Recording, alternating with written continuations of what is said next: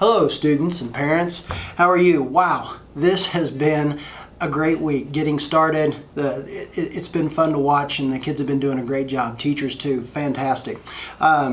So classes are starting, they're going great, the kids are learning well, and we're adjusting to our new routines and procedures. There are a few things though that I'd like to cover with you. I've been in contact with many students and teachers and parents over the last couple of weeks, but there are some questions about some of our policies and procedures that have come up, and I just want to talk to you about how we've addressed that. First of all, let's talk about backpacks. So the backpacks are necessary in the halls due to the fact that we don't have the use of the lockers anymore. And until we get the clearance, we're not going to use the lockers. I, like you, like the students, like the teachers, we don't want the kids carrying around a ridiculous load of materials all day long. It's just not what any of us want. It's not good for the kids. So we're going to have to work together to make sure that we can make sure that the students' loads are appropriate for their backs, or as light as possible. That being said, I've worked with the other two buildings to develop a plan within the guidelines of the CDC to address the needs of the students and the loads on their back. Teachers will now have desk copies of the hardback textbooks so that the students don't have to carry the large texts in their bags all day long. Their math books will still need to be carried with them. Those are consumable paperbacks and they'll have to be kept with them. If a student doesn't want to use a desk copy in their classroom, we will be able to check them out a textbook, but again, then they'll have to work with their teachers, and the teachers will work with them to make sure that they know the days that they're going to need those texts so they can leave them at home on the days that they don't and they're not carrying that extra load.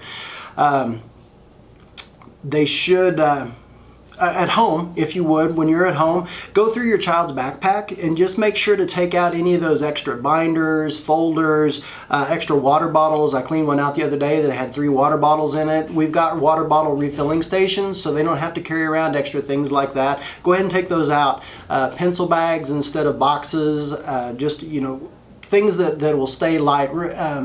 You might go back to the South Middle School Facebook page and take a look at the Travel Light video that we published last week to just kind of look at how to condense down some of those things. They don't need 600 sheets of loose leaf paper. I mean, take a 200 sheet set and break that up between each of the classes in the folder, and that should be good.